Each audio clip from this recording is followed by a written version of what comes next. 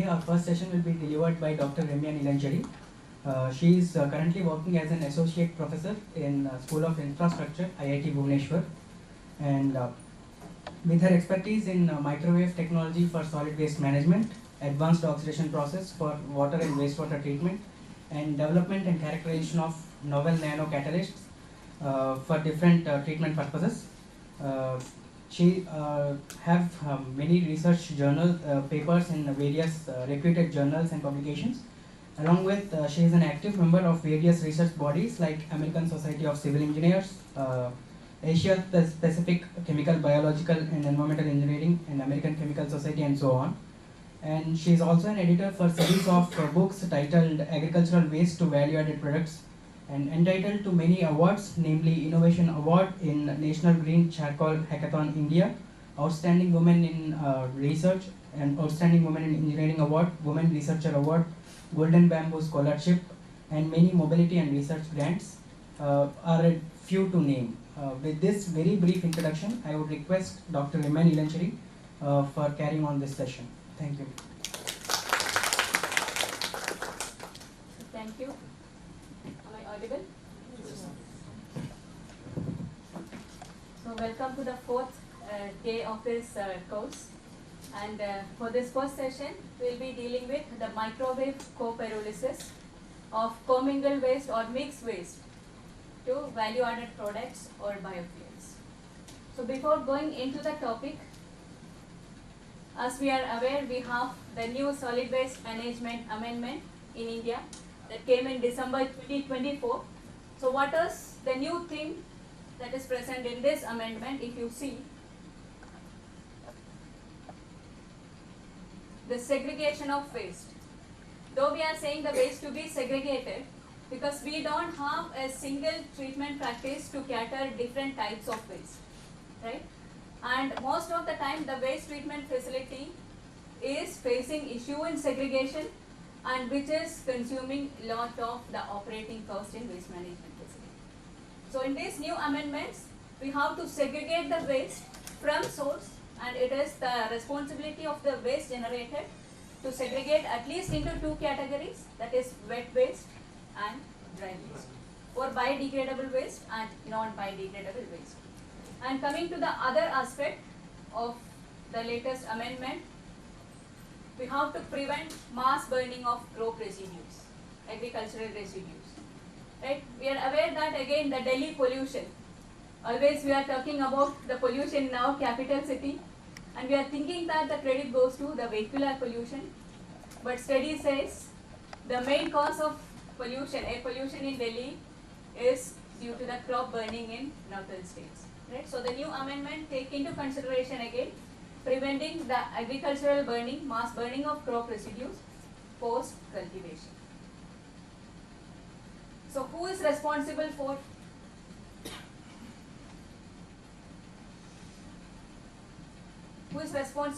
practicing these new guidelines? No one is exempted from this, because you can see the list: urban and rural bodies, state and central government organizations, domestic, institutional and commercial sectors. So the waste segregation has to be practiced from each sector of waste generation, and of course we are excluding the hazardous or radioactive waste because it is catered by different rules and guidelines. Now with this latest amendment and advancement in solid waste management rule, we are focusing at proper waste management with circular economy in place. Because in earlier days we used to think of disposing of the waste so that it is not harmful to the environment, right? So it was more focused on linear economy, waste generation at the source, treatment and disposal, right? Now we have to reduce that disposal part, landfilling of the waste even after treatment, and we are trying to include the circular economy concept so that we can generate some revenue out of waste. So we may have read so many terms: waste to wealth, waste to energy, trash to cash, right? Because we have to implement that circular economy and gain some revenue out of waste instead of just disposing it into land and more strengthening will be coming in monetary aspect for penalizing the defaulters. And no sector is excluded. It is not, waste management is not only the responsibility of urban sectors. We have to look into the rural area as well to cater the overall improvement in environmental quality. So all of us are responsible for waste segregation from source, and as a waste management engineers, we are responsible for implementing circular economy in waste management. Now, what is the need of MSW management? So this is just a different fraction of solid waste, component of solid waste in a global perspective and as far as India is concerned. So if you see the different categories of waste from source, in a global perspective, food waste is more or less 44%, and we are also close to that. 50% of the category of generated waste in India is food waste, garden trimming or other biodegradable waste. So you can say 50% of the waste either in the global scenario or from India is biodegradable. And the remaining portion, if you see plastics, clothes, paper, right? These can also be converted to useful product, and whenever possible we have to incorporate that R concept. How many R's are there in solid waste management rule at present? Three, 4, 5. So reduce, the best option. Reuse, if not reduce, reuse. Recycle, regenerate, repurpose. So we are adding so many R's to it, so that none of this waste is going to landfill or waste value to be generated out of waste. The main issue is, so in earlier days the waste generation was less. We were having ample land area to dispose of the waste, right? But if you see with increase in population, the population increase, so is the industrialization. So we can expect that the waste generation per capita is increasing day by day. And if waste generation is increasing, of course the land requirement for the waste management is also increasing, right? So in earlier days, the waste management was mostly focusing on volume reduction. Volume reduction in the sense we are removing the moisture content for volume reduction and disposing of this into land. This may not be practical with increase in population, increasing waste and decreasing land availability. And coming to the other aspect, the use of fossil fuels, right? So advancement in say vehicular transport, industrialization is demanding more and more requirement of fossil fuel with respect to coming years. And if you see the fossil fuel reserve left, as per the study in 2019, so we are around 5 years ahead from this study. So in this study says the maximum coal reserve is up to 100 years and natural gas and oil reserve is for less than 50 years. But we cannot think of a life without coal or fossil fuels. What if the reserve is no more? So we have to always think of an alternate coal or fossil fuel, but where is the source? Naturally, to generate the fossil fuel it takes millions of years. So let us think of our waste to be converted to an alternate fuel, either solid or liquid residue. So this is the waste generation. The predicted waste generation in a global average by 2050 is around 3.4 billion tons.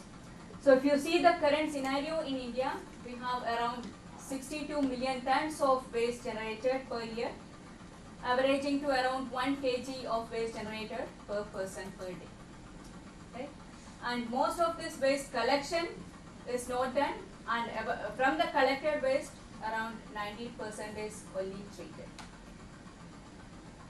So, by keeping into account the less land availability, more waste generation, depletion of fossil fuel reserve, let us think of the opportunity for waste to energy conversion from the ample source of resource, that is the waste generated from different parts of the world. Now, if you need to convert waste to energy, especially through thermochemical conversion techniques, it has to meet certain criteria. So, as per the rule, it says non-recyclable. So, as I mentioned, we have to go for reduce, reuse, recycle if not. So, if the 3R fails, the rest non-recyclable part of waste, which has a calorific value of at least say 6.3 million joules, megajoules or more, this can be utilized for generating energy. So this has a potential for converting into energy through thermochemical routes. So it can be directly used as a fuel or can be converted into RDF by suitable pretreatment technique. I hope you are aware of RDF, refuse derived fuel. So the combustible fraction can be pre-treated to further reduce the moisture content or shred it into smaller size, compact it so that the energy density can be improved. So that is how we produce RDF. So the non-recyclable waste can be used for heating purpose or thermal conversion purpose, or can be converted to RDF and then used in the thermal power plants or some other boiler industries. So any other waste with high calorific value can be used in co-processing. So if you see the current practice in cement kilns or thermal power plant, we are mostly depending on the coal reserves, fossil fuels. So we can think of co-processing or co-firing with this refuse derived fuel in thermal power plants so that the dependency on fossil fuel can be reduced.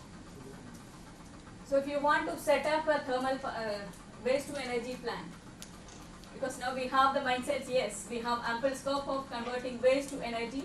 So can we go for setting up a waste to energy plant? Yes, we can. But if the capacity is 10 ton per day or more, we have to get the approval from SPCB, State Pollution Control Board, as per the environmental clearance. And other than the heating value of the waste or RDF, the criteria met for thermal conversion technique is its low moisture content. The moisture content should be at least less than 45%, but even after that we go for pre-treatment or pre-drying so that the moisture content can be reduced to less than 10% to use it as an RDF. Okay. And the next is fixed carbon content. Fixed carbon content should be 15% or less, and volatile matter should be more, because this is the volatile matter which is being converted to fixed carbon during the conversion process. So volatile matter content should be more, and as mentioned earlier, the heating value should be more than 6.3 million joule per kg. So if any recyclable fraction of waste is meeting these criteria, you can think of waste to energy conversion. And if the capacity is more than 10 ton per day, get prior approval for setting up the waste to energy plant. So I am just reiterating the same thing. What is the need of MSW waste management, and waste management by generating energy out of it, the increase in population, increase in waste generation, and reduce balance in the waste management sector is one aspect. And industrialization and energy demand in par with the depleting fossil fuel reserve demands more energy reserve or energy sources. So let us put these two together to make our waste to energy conversion as a demanding area.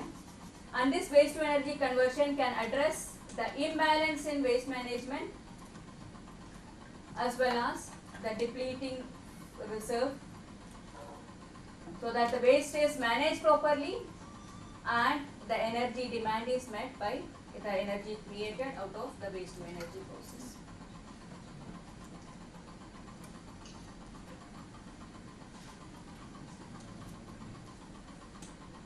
So just addressing two major SDGs, so you can say affordable energy and clean energy from the waste converted through different process to the energy. So it can be a thermal energy or the solid liquid biofuel or biochar that is produced from the waste to energy conversion process. And of course, it can give the sustainable cities and communities, clean cities. So this is directly catered to these two sustainable development goals, and indirectly it is meeting many other SDGs, say for example health and hygiene, right? So all this is met if you go for waste to energy conversion techniques. Now where can we use the RDF or even the agro residues directly, right? So if you are thinking of again waste to energy plant, who will be the buyer for the converted product of your waste to energy facility? So if you have the segregated, say, combustible fraction, from MSW, if you have that SCF, segregated combustible fraction, or even many of the agro residues have the calorific value more than 6.3 megajoule per kg. So in par with our SWM rule, this can be used as a fuel in boiler or thermal power plants.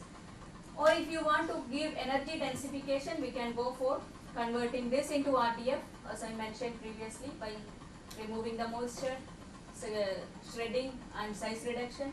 Pelletization or compaction can be done to do energy densification. And if you are doing energy densification, we are getting the high energy content, which is in par with the conventional fuel that is used in thermal power plants or cement kilns. So we can go for the intended application, like it can be used in boilers for heating if the energy density is comparatively less. The densification can cater its use in, say, cement kilns or in thermal power plants, either as a sole source or co-processing with the existing biofuels like coal. And if you do so, the intended aim is to substitute the current fossil fuel reserve by the agro residues or combustible fraction by at least 6%. So we are aiming at least 6% reduction in the fuel intake in boilers by replacing it with the agricultural residues, or at least 10% fuel intake in the coming 2 years. Coming 2 years from the implementation of the latest amendment, that is October 2015. 3 years, 10% reduction in fuel, commercial, conventional fuel intake in the 3 years, or by RDF grade 2 and 3. So it's comparatively lesser in quality, but even with this we can aim at least 15% reduction in the fuel intake of the thermal power plant or cement kiln in the coming 6 years.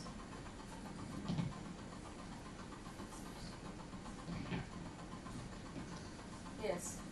So we have different techniques for waste to energy conversion, and the biochemical process, which we will not be covering much into this because we are more focusing on the thermochemical conversion techniques.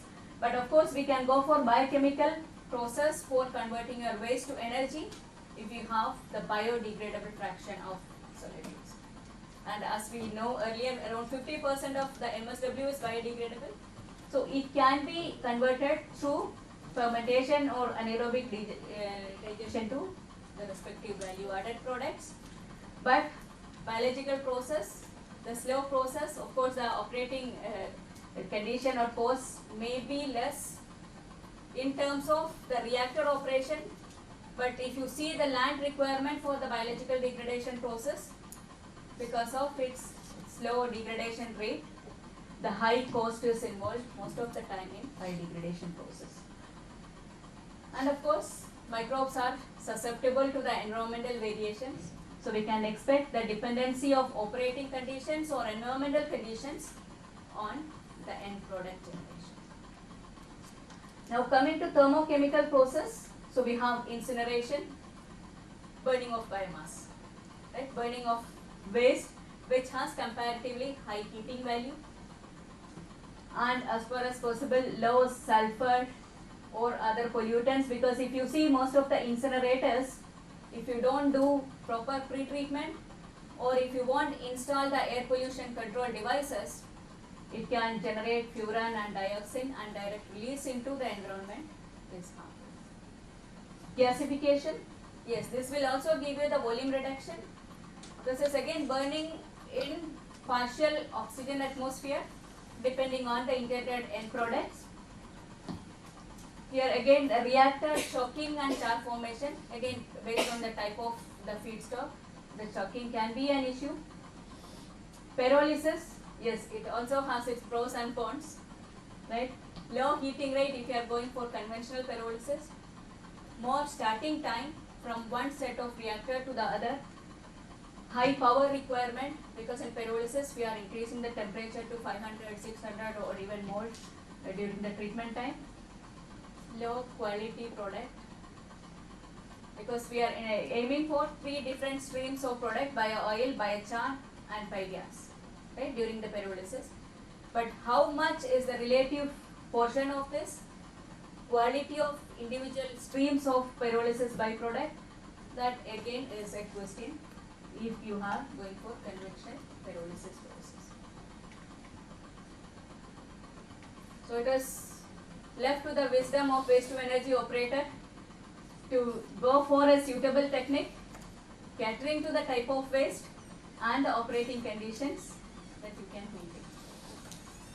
So if you see the existing commercial waste to energy plant, we have many incinerators which is taking the combustible fraction of waste.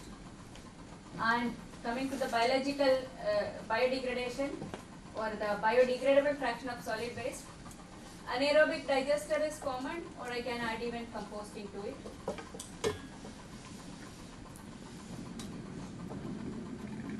Right? The 2 major streams to cater the non-biodegradable waste and biodegradable waste.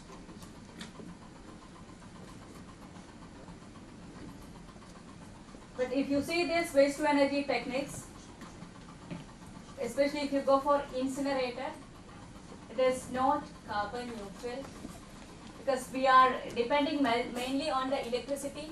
We need to go for auxiliary fuel for initial burning of waste, especially for removing the moisture content and so on. And if you see the anaerobic digester, the slow process, or it may require large area. And most of the waste to energy technique which is in place at present is centralized facility. What is the drawback with centralized facility? Continuous supply.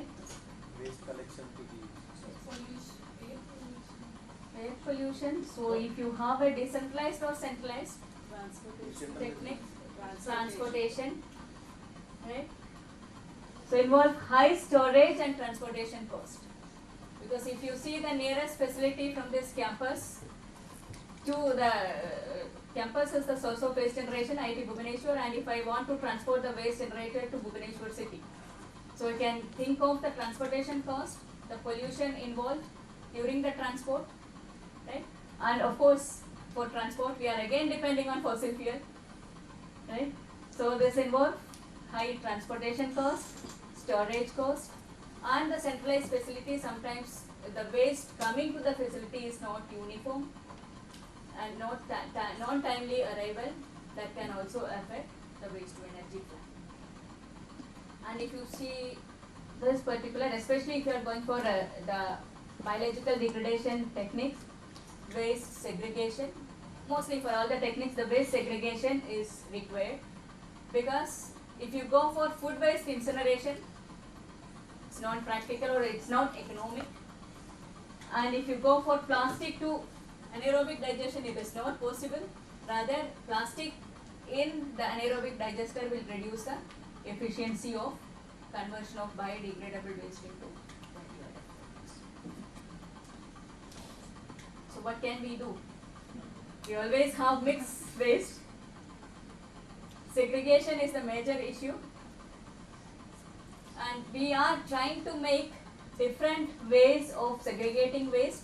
Again, emphasizing the solid waste management rule, the waste segregation from the source. So this is a typical case study of material recovery facility in Bhubaneswar.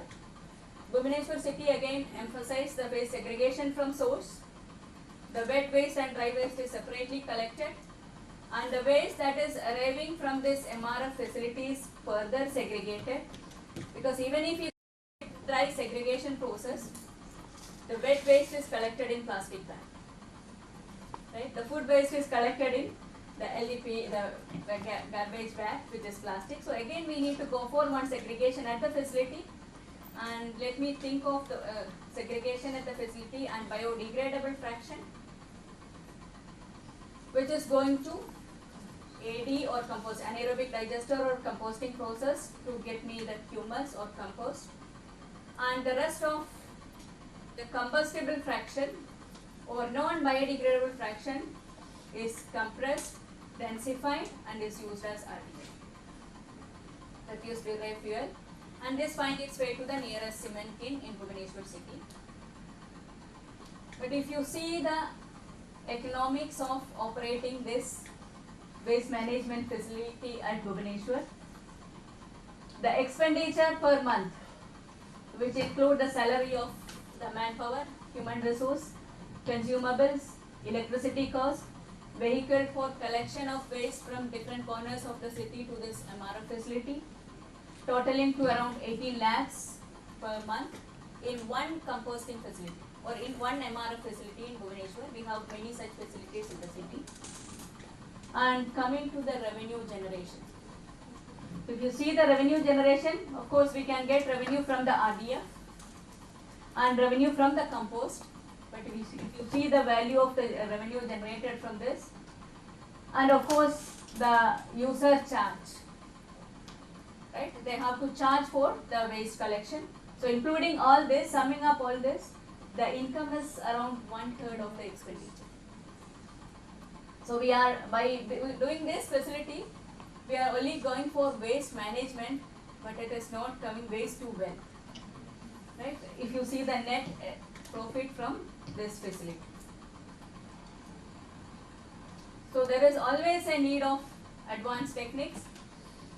There is no single solution to cater all this, but let us move on and search for a facility which can take mixed waste, convert it into value-added products, and the same process of technology we can deliver variety of products based on the feedstock that is coming to that facility, and of course everything we need in quicker manner, rapid conversion with good quality end product, easily controllable operating parameters, and of course profitable,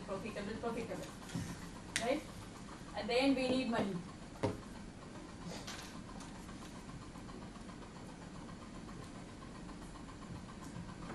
So just we are looking in whether microwave assisted pyrolysis can address few, many or all of this requirement for our waste to energy facility.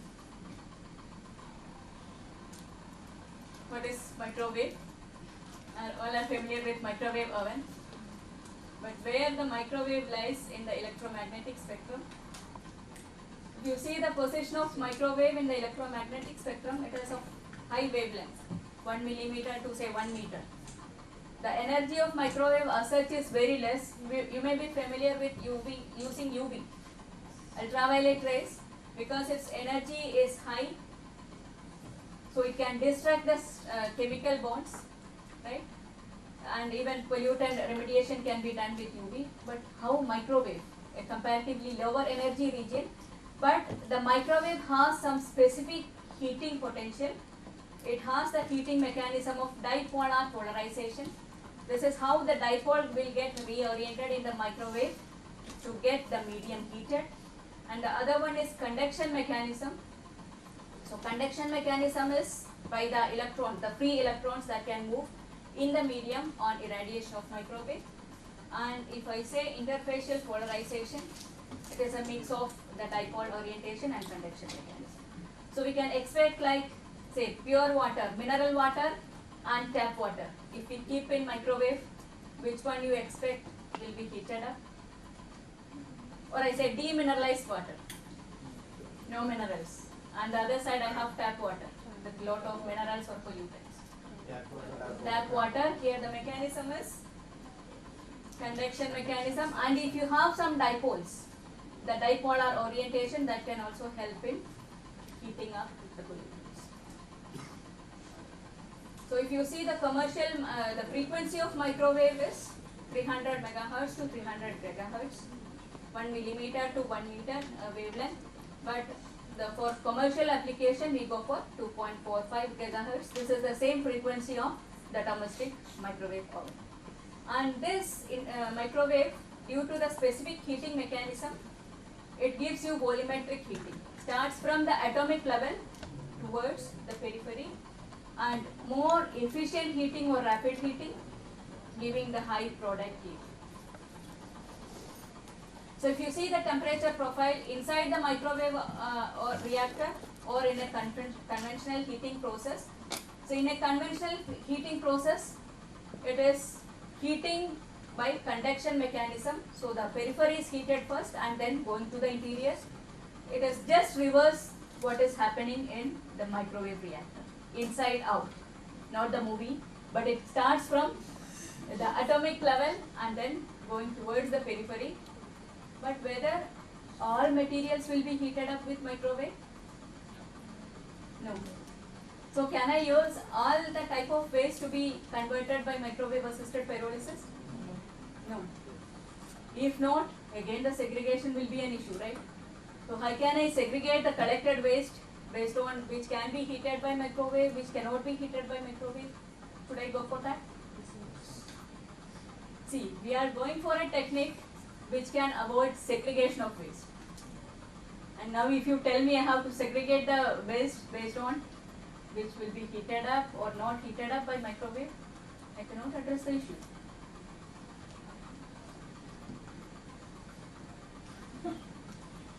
For example, I can say food waste, right?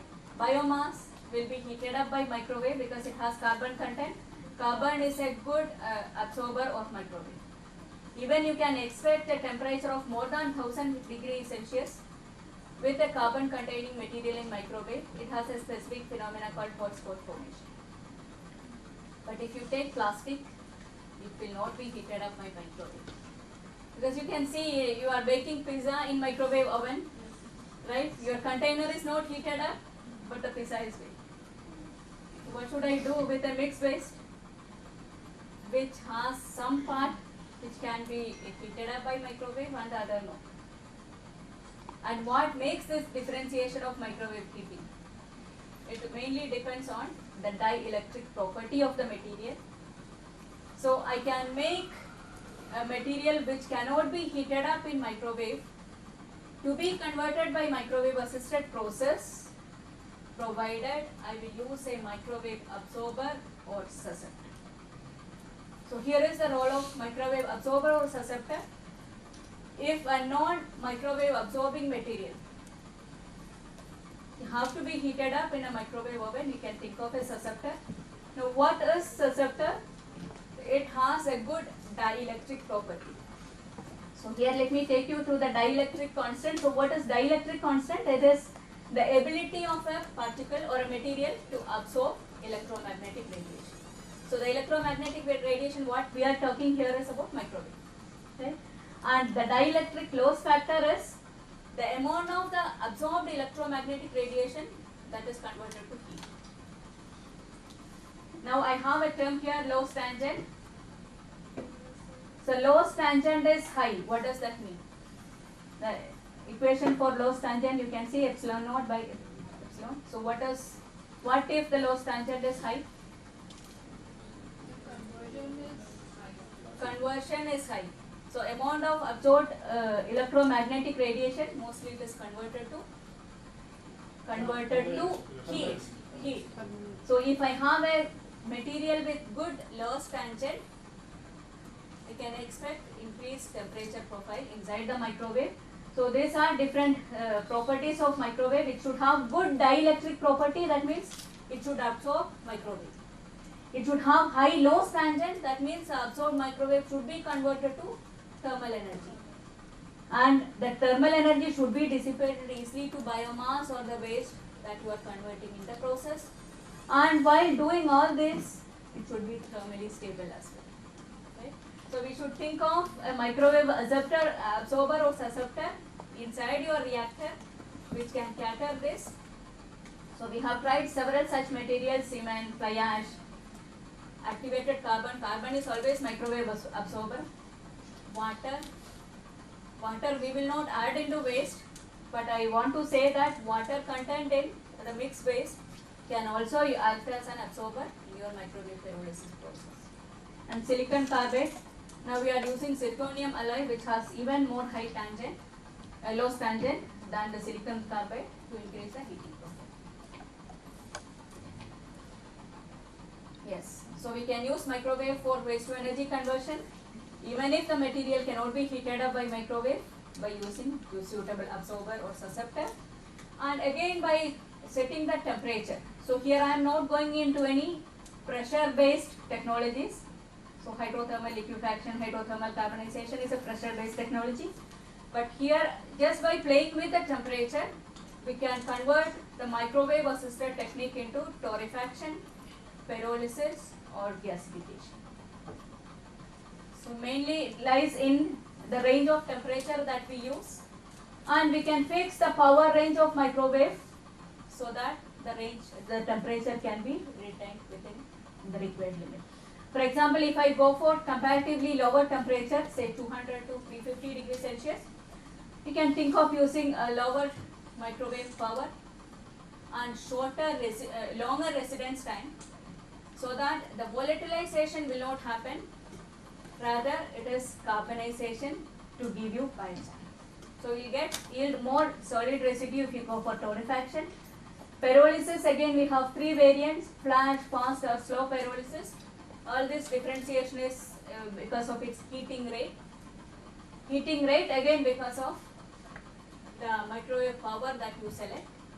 So you can differentiate into these three, and the three variant, again slow pyrolysis will yield more biochar, fast pyrolysis to bio-oil, and flash pyrolysis is in par with the gasification to yield more gaseous residue.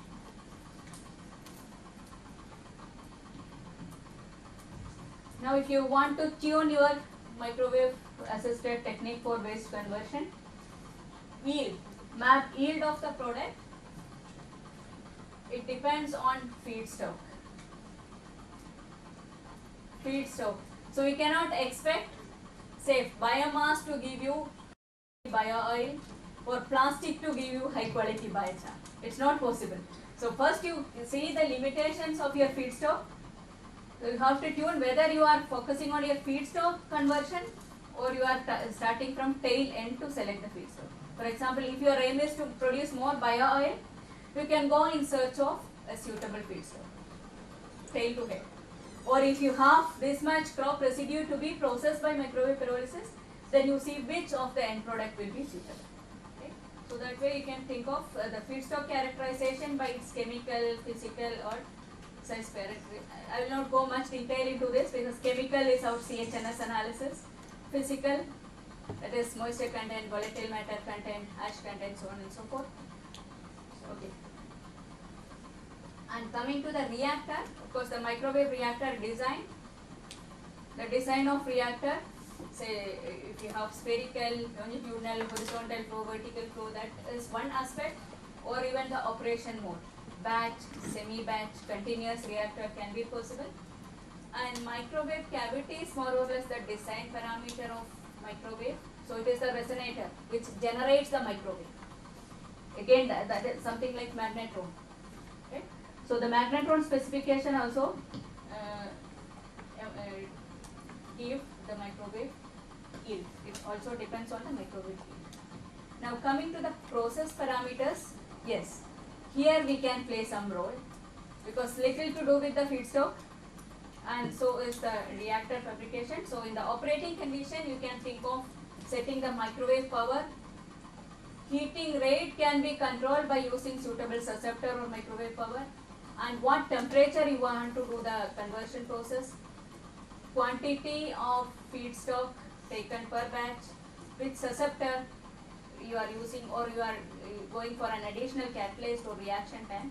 All these can play some role. And of course, again the end products, I will not spend much time here because this was the point of discussion in the last session as well. The biochar can be used for soil quality improvement, or it can be modified to use it for water wastewater treatment, and it can again be used for electrochemical methods because it can be used as an electro food contactor, and of course as a fuel. And coming to bio oil, again it can be used in chemical, pure synthetic chemical production, or can be used as fuel for petrochemical industries or power generation. So keeping this, we are doing different microwave assisted pyrolysis for variety of feedstock. So we started the microwave based study, I should say around from 2007 or so, and now we have done the conversion of different variety of feedstock, starting with food waste, crop residue, forest residue, polyculture microalgae. So here we have isolated microalgae from nearby pond. It is a mixed culture, and then it is grown in wastewater. So it's specifically grey water. So grey water was the medium for microalgae. Grey water was treated, microalgal growth happened, and the microalgae was then converted to bio. So it's gone through a stepwise acclimatization process and so on. And of course, different types of plastic waste, end of life membrane. So membrane based water treatment. The end of life membrane, the discarding is a major problem. So we have again sort of converting this into biofuels, or even packaging waste. The cardboard or multi-layer packaging can also be converted to biofuels. But today I will just go through few results that we got from the commingled food waste.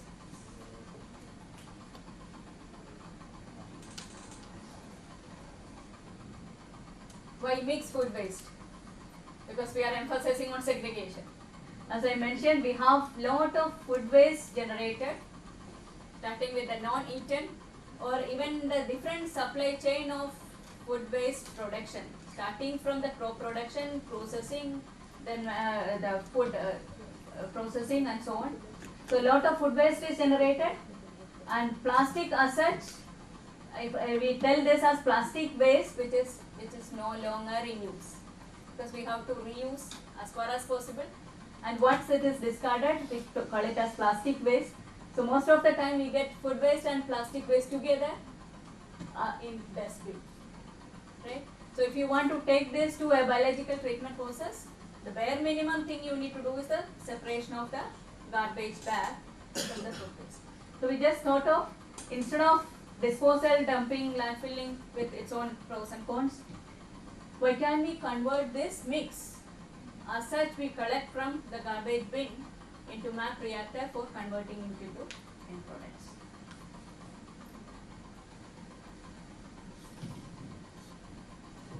So I will just present few of these results from the study of converting the mixed waste through MAP into bio oil and biochar. As we know, food waste is not a uniform in nature. The waste you get today in the dustbin is not the same as tomorrow. So we just thought of collecting an average food waste composition.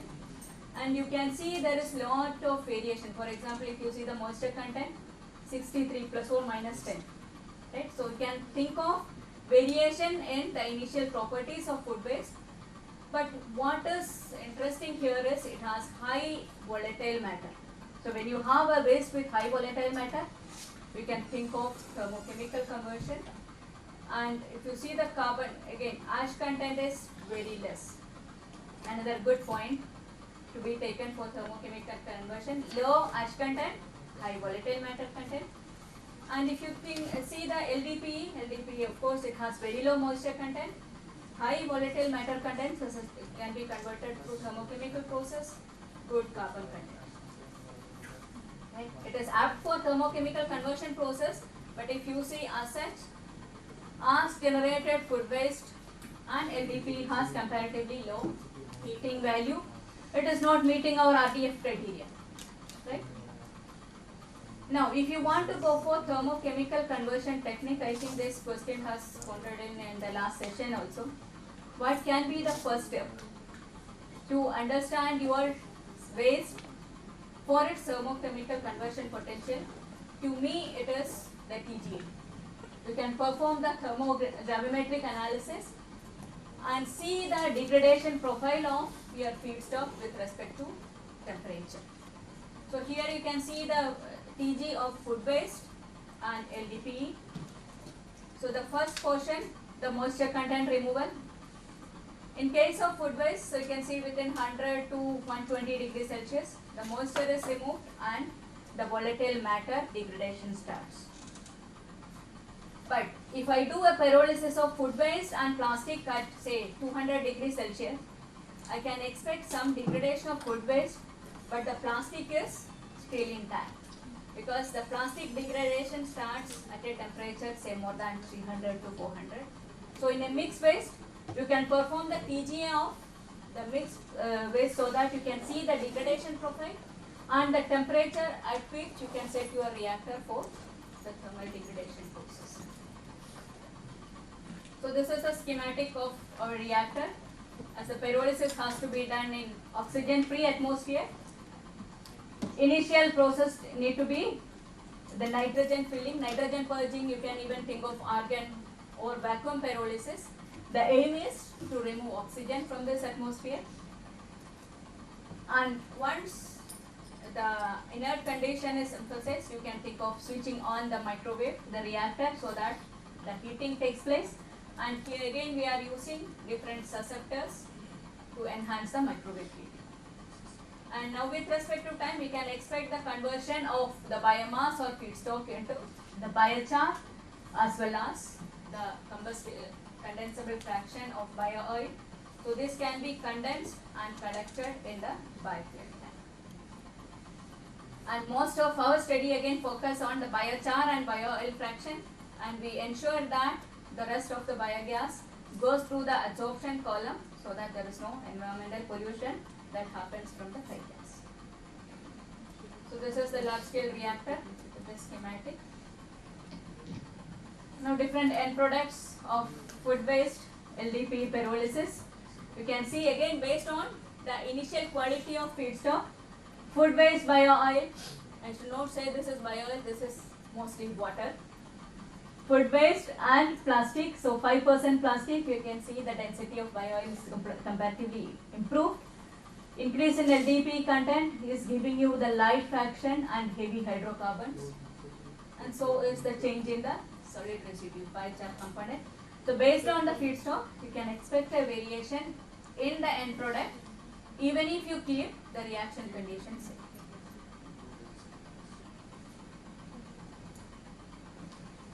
So this is another example, like say if plastic cannot be heated up, we are using an absorber. So in this case you can see the heating profile of food waste alone or plastic alone. So again this is within 1200 degrees Celsius, seconds, rapid heating, right?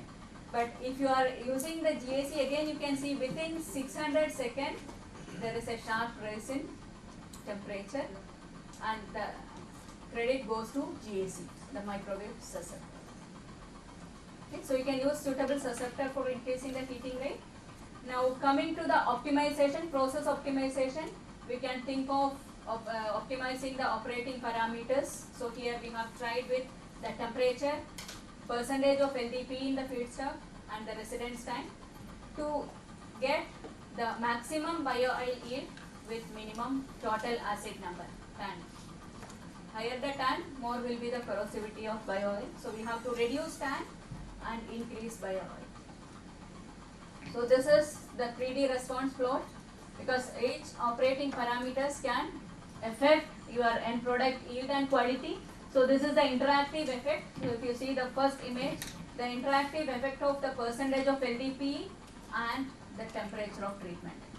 So you can the maximum around 42% of bio oil yield was obtained at this particular optimum range. So is the interactive effect of residence time and LDPE in feedstock. And at the end, this is the equation generated from ANOVA to predict the bio oil yield for a given percentage of LDP, treatment time as well as the temperature. The same thing we have done for the bio-oil quality, that is total acid number. So what is the interactive effect of each of these operating parameters, that is LDP and residence time, or residence time and LDP, temperature and LDP, or temperature and residence time in the total acid number of generated, and this is the equation for prediction. And we could see that the several reaction mechanism was involved here. For example, your food base has cellulose, starch or heavy cellulose. LDP is a long chain hydrocarbon. The mechanism may be direct thermal breakdown from the microwave pyrolysis, or by the microwave interaction. The thermal breakdown of the parent compound is one mechanism, and you can even think of the secondary cracking of the large chain hydrocarbons to yield you subsequent byproducts.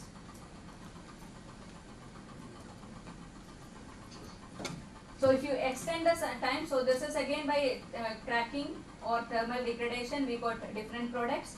While extending the time, we can expect again the further cracking of the generated product in the first stage to yield you more and more end product by secession of the long chain hydrocarbon. But at times, as we have seen earlier, the bio-oil from food waste is mostly moisture, and even with 5% LDP content, the quality of bio-oil is not that good. So we can think of upgradation of bio-oil. So this is what we have done for upgrading bio-oil to biodiesel or biofuel standard. The bio-oil is taken through a hydro-deoxygenation process, HDO process. The main aim here is to remove the oxygen containing functional group or the oxygen as such from the bio-oil, so that the heating value can be improved. So we are adding hydrogen at high pressure, high temperature condition in presence of catalyst, so that oxygen is expelled out from your bio-oil to improve the quality. And different reaction mechanisms involved: hydrogenolysis, hydrogenation, dealkalization, dehydration, so on and so forth. So this is the HDO reactor setup. So in this HDO reactor setup, you can see the bio-oil is mixed with butanol. Butanol is used to reduce the tar formation or increase the fluidity of your bio-oil. And then this is taken through the column of alumina bed for easily flowing, making the bio-oil flow smoothly through the catalyst. And catalyst, again, we have prepared our own catalyst, which is supported on zirconia, and this is housed inside the alumina beads. So you can see the entire column of alumina beads with the catalyst which was supported on the zirconia bead. And this was regulated by temperature and pressure. So we checked what is the effect of different temperature and pressure for the quality of upgraded bio-oil. So this is the actual reactor setup with different components taken separately. So the gas cylinder, so this is the inside of the reactor column where the catalyst is placed, pressure control panel, and this is the inline GCMS, so that the end product quality can be assessed. Now we can see the HDO bio-oil versus the bio-oil that we obtained from MAP. So the first figure, here it says, so we can see the lipid region, sugar, pyrolytic lignin region and protein region marked in different color. So here is the lipid, and pink color shows the sugar derivatives and so on. The left side is the VATs. If you can recall our figure, we had a light and heavy fraction of bio-oil when we had 13% LDP. Now this is the Van Cleven diagram of the VATs fraction, and the other one is the lighter fraction of bio-oil. When you take it to different treatment time, temperature, say for example 48 hours and 200 degrees Celsius for the heavy fraction, and say 48 hours and 200 degrees Celsius for the light fraction of bio-oil, and then say 24 hours 300 degrees Celsius for the heavy fraction, so on and so forth. You can see the relative compounds present in the lignin region. Sugar derivative is very That means we can play with the temperature and pressure or treatment time in the H2O reactor to yield the required quality of end product. So this is the end product quality comparison with the bio oil and biodiesel standard. So if you see the bio oil obtained from MAP, again the mixed food based LDPE through MAP generated a bio oil with a density of say around 1.1, and H2O bio oil the density is slightly reduced. pH was 4.9, that means tan value is high. pH acidic means corrosivity of the bio oil. So we could improve the pH to 6.3, which is giving us the standard in par with the biodiesel. And the moisture content in the bio oil 35%, but it is reduced to 4.1, so 4%, and the heating value is also improved. What was the acid value? Total acid pH is given here at TAN. I will compare in the second. So it is coming around 40 or so. Yeah.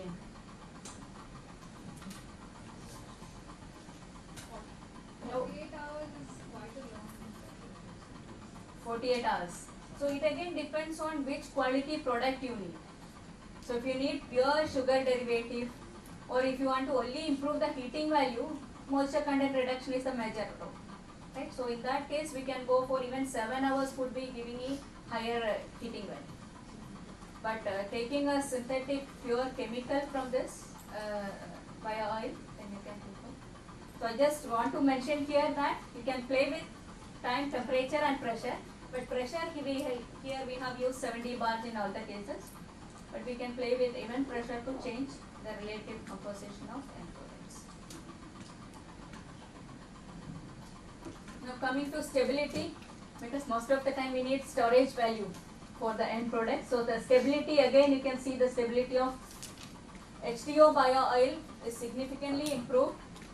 So for example, we can get the density is more or less the same, stable, and so is pH.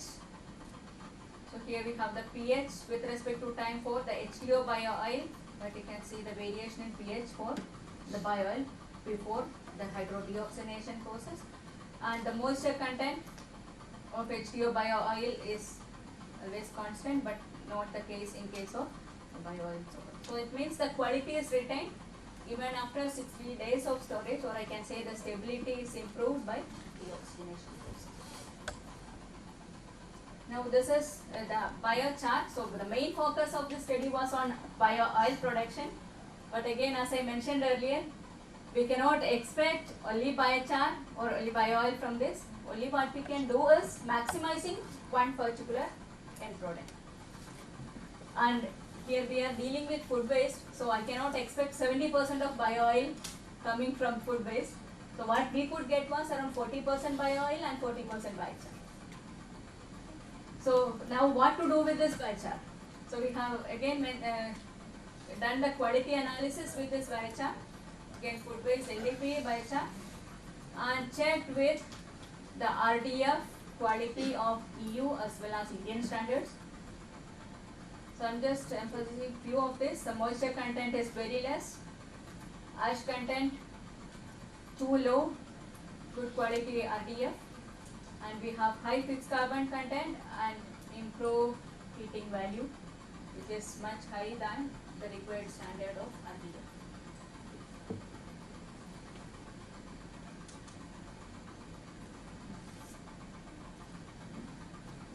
So this is just to say the role of different susceptors. As we mentioned earlier, we can use GAC as susceptor, any carbon material for that sake. So if you are not aware of which susceptor to be used, you can just think of carbon, the best friend of microwave. So here we have used GAC at the first stage, and you can see with GAC the heating profile with increasing the GAC, and then in the first run we have used GAC, and the first run of MAP is giving you biochar and bio oil. What to do with the second run? Again I will add GAC. Yes, biochar is again carbonaceous. So we thought of recirculating or reusing the biochar from the first cycle to be used as a microwave susceptor in the second cycle.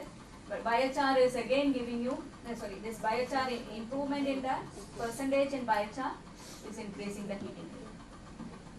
So you can rely on your susceptor in the first run of your microwave pyrolysis and try to use the biochar in the subsequent run as susceptor. So this is giving a good heating profile and a better quality biochar as well. So this is the TGA profile of the biochar obtained from different runs. So it's a stable biochar by recirculating. And if you see here the end products, so with 3% biochar recirculation, it's almost 50-50 for biochar and bio oil, 44% and 46% bio oil and biochar. If I increase the recirculating percentage of biochar, more and more volatile is formed, and you can see up to 7% it is giving me 52% bio oil. So more the percentage of biochar in the recirculation, more is the bio oil formation up to 7%. So what happens next? When it is 10%, gas,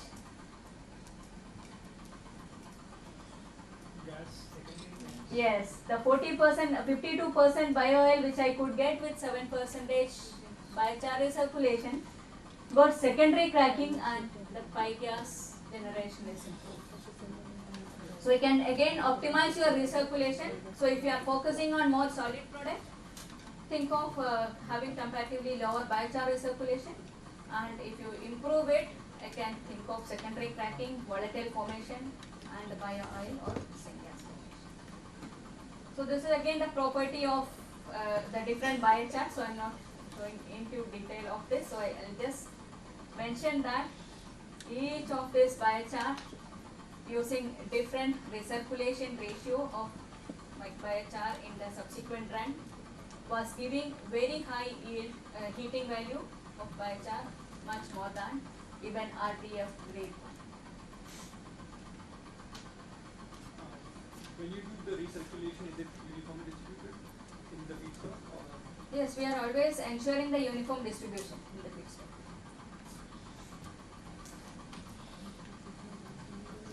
So this is just a morphological analysis. If you want to use the biochar for say water treatment purpose or so, then we have to think of the porosity, and we have also done the FTIR analysis, surface area analysis, to see what is the functional group, surface area, so on and so forth, to use it for the water treatment purpose. So here you can see the 7% biochar was giving a best porous structure compared to the other. So again, if your aim is to use the biochar as a water treatment method, say absorber or catalyst, you can tune your treatment process accordingly. And how many times do such kind of recirculation? Because See, biochar as such is stable. So if you use it for second time, you are still retaining the same biochar, right? So we could get the improvements. Same biochar can be reused again and again.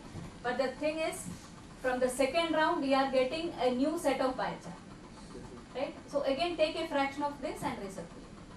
because yesterday there was one slide where you were saying that it's okay if you use it three times, right? So I was wondering what is the case. That is to do with absorption of grade. That I think that may be yours for a catalyst. So I have mentioned here. So if you are using it as a catalyst for wastewater treatment, so initially you have a biochar, it will have some surface properties, surface functional group, porous structure, right? If you are using it for water treatment, it can happen that your pores will be clogged with pollutants. So maximum 1-2 times you can recirculate if it is an adsorption process. Otherwise, you have to regenerate the biochar for subsequent use. But when you are using it as a susceptor in the microwave reactor, you don't need to bother segregating. Whatever biochar you get in the second run, you just recirculate a fixed percentage of that into the subsequent run. Ma'am, if we continuously produce the same biochar, it's getting heated continuously. Is there any effect on the heat transfer? One question: how can you continuously heat the same biochar? Because the first set you have biochar produced, right? A part of this you are recirculating with the new feedstock. So you got a new set of biochar.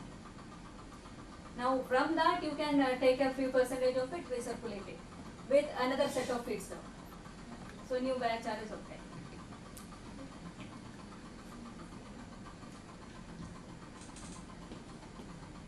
because you cannot think of same biochar in MAP process. It is mixed with a new set of feedstock to give you a new biochar. So this is again the effect of different susceptors. So you can, those who are doing research in this, you can even think of trying with different susceptor or developing your own susceptor to improve the quality yield. So here just a comparison with the different susceptors, GAC, silica gel, cement and fly ash. The temperature or heating profile is here, and the stability of biochar with temperature, the TGA profile is seen, and you can see the relative end product yield. So this is only in present in terms of the end product yield, the percentage variation, and I can say with different susceptor even the quality of end product is varying. So you can do a research on which susceptor is suitable for obtaining a particular yield and particular quality of end product. Lot of scope for research in that area as well. So again the comparison of, Why do you have feedstock in the first graph? I'm just comparing with the feedstock, stability of feedstock, the temperature, thermal degradation profile with different biochar produced using different susceptors. Just to ensure that volatile matter is carbonized. Again, using different susceptors for the same feedstock, food waste and LDPE, the heating value is improved much better than the earlier.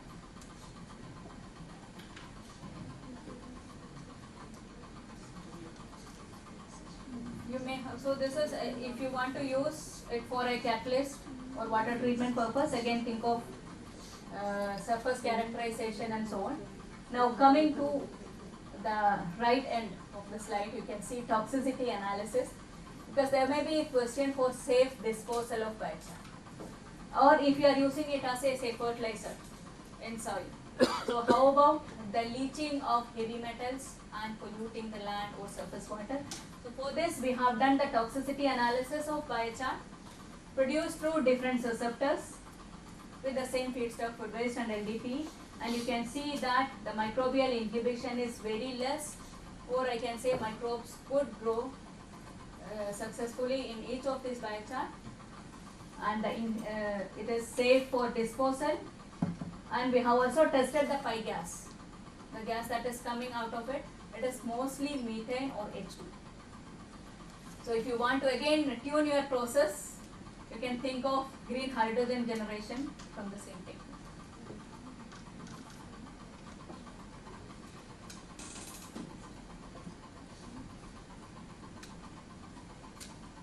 So this is again the bio oil property compared with different standards, and as I mentioned, with different susceptor, with the different recirculation ratios, the quality of end product varies. The bio oil quality you can see with different percentage of granular activated carbon or 3 to 10% biochar recirculation, the pH, density, moisture content and so on. And so is the individual chemical composition in bio oil. So as far as our research is concerned, we are not looking into individual component fraction, but overall waters, the pH, tan value or heating value. So those who are doing into research of synthesizing pure chemicals, they can focus on more detailed analysis of chemical composition as well.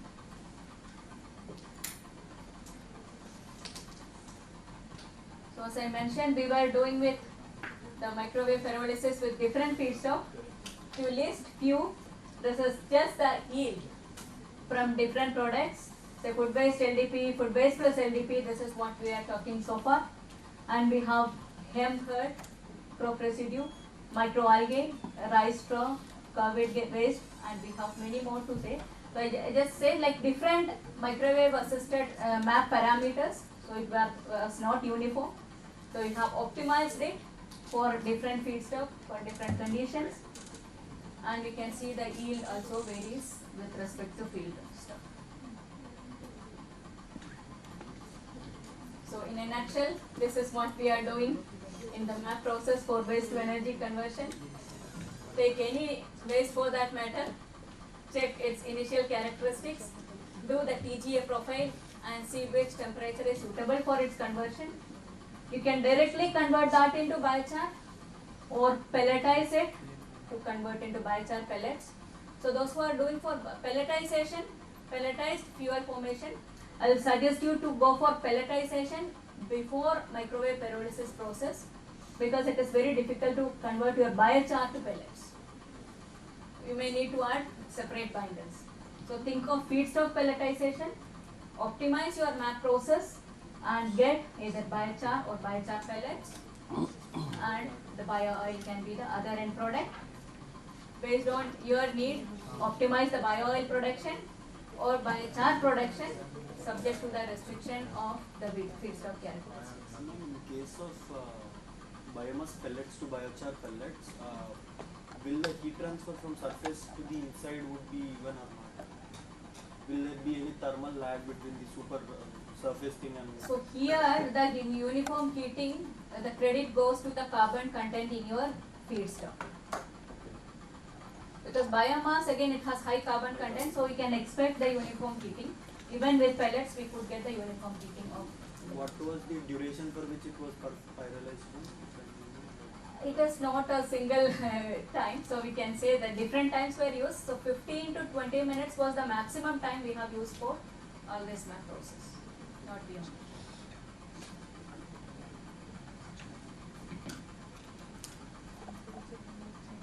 So I hope now you will agree with MAP has some role in waste to energy technique. So let us think of the waste that is coming from, say, agricultural residue, or even the residential or commercial sound like food waste or plastic, or the waste from some industrial process. Let us take it through the MAP process, microwave assisted pyrolysis. Optimize your process for biochar production, oil production, or the gas production based on your aim, and then utilize it for subsequent process. So for example, biochar, you can use it again for industrial application as fuel, or this can be used in agriculture. It can be used as a slow release fertilizer in agriculture, or it can improve the water holding capacity of soil. So it has its way in agriculture as well. And coming to bio oil, as such, from some feedstock, the bio oil as such can be used as a fuel, or think of upgradation to use it as a fuel in transportation vehicle, and of course the biogas as for power generation. I hope we'll stop here, and this is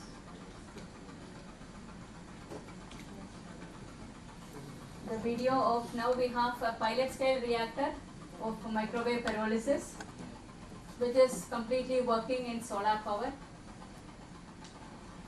So this has again that shredder mounted on the surface, which can shred your feedstock into required size, and we are converting anything and everything that we get for that matter and trying to optimize the pyrolysis condition to convert this into value-added end products. So these are few feedstock: plastic waste, hemp hurd, packaging waste, and these are some pellets which is then later converted into biochar. So this is the membrane material from end of life membrane. We have used it again to convert this into bio oil.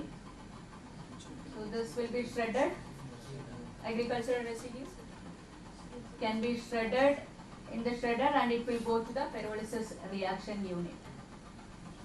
We have full process control to set the temperature, reaction time, and there are 30 different steps of setting the temperature and reaction time. So if you need step temperature profile, you can think of having the temperature profile as per requirement. So this is the nitrogen flow regulator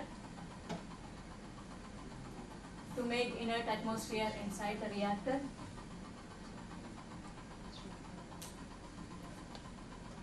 The control panel to set the temperature at different steps.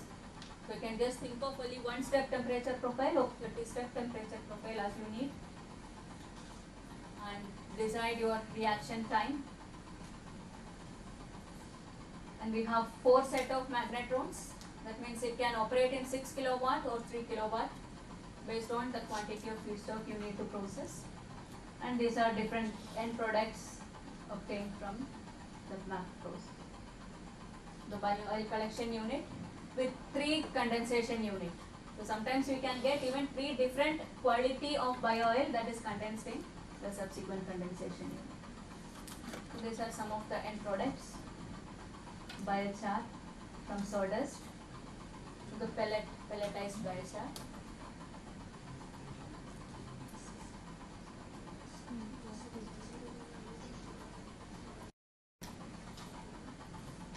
And various bio-oil fraction from multiple feedstocks.